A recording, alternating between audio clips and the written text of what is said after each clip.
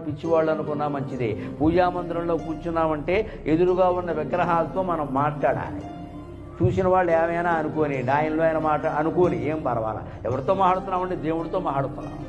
ఏదో కుటుంబ బంధాలతోనూ మిత్రులతోనూ ఫోన్లో మాట్లాడడానికి గంటలు గంటలు కాల్స్ పెట్టుకుని వాడు పరక్కపోయినా సరే, అందుబాటులో లేరు వచ్చినా సరే మళ్ళీ చేసి పనికిమాలిన మాటలన్నీ మాట్లాడతామే. పూజామందిరంలో కూర్చొని దేవుడితో మాట్లాడలేమంటే విసుగు వచ్చింది, దేవుడి ముందు చూపించండి. కోపం వచ్చింది, దేవుడి ముందు చూపించండి. భయం వేసింది, దేవుడి ముందు చూపించండి అమ్మా.